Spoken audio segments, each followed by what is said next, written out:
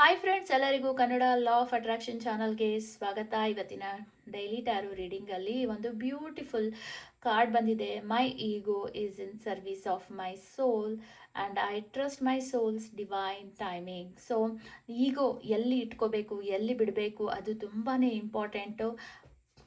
ಅದನ್ನು ಅರ್ಥ ಮಾಡಿಕೊಂಡು ನೀವು ನಿಮ್ಮ ಸೋಲ್ನ ಟ್ರಸ್ಟ್ ಮಾಡ್ತಾ ಡಿವೈನ್ ಟೈಮಿಂಗೋಸ್ಕರ ವೆಯ್ಟ್ ಮಾಡೋದು ತುಂಬ ಇಂಪಾರ್ಟೆಂಟ್ ಅಂತ ಹೇಳ್ತಾ ಇದ್ದಾರೆ. ನಿಮ್ಮ ಲೈಫಲ್ಲಿ ನಿಮಗೆ ತುಂಬ ಆಸೆ ಆಕಾಂಕ್ಷೆಗಳಿರ್ಬೋದು.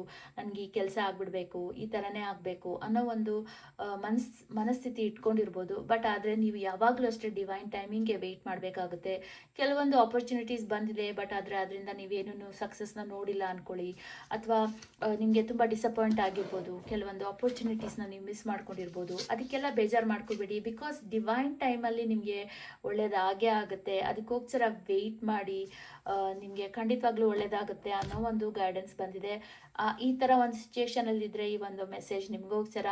ಐ ಹೋಪ್ ಇದನ್ನು ಫಾಲೋ ಮಾಡ್ತೀರಾ ಅಂತ ಅಂದ್ಕೊಳ್ತೀನಿ.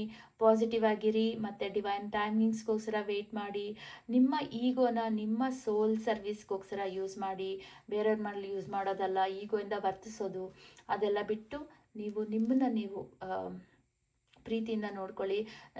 ನಿಮ್ಮ ಸೋಲ್ಗೆ ಸರ್ವಿಸ್ ಮಾಡಬೇಕು, ಆ ಥರ ಈಗೋ ಇಟ್ಕೋಬೇಕು ಅಂತಲೂ ಹೇಳ್ತಾ ಇದ್ದಾರೆ. ಐ ಹೋಪ್ ಇದನ್ನು ಫಾಲೋ ಮಾಡ್ತೀರಾ ಅಂತ ಅಂದ್ಕೊಳ್ತೀನಿ.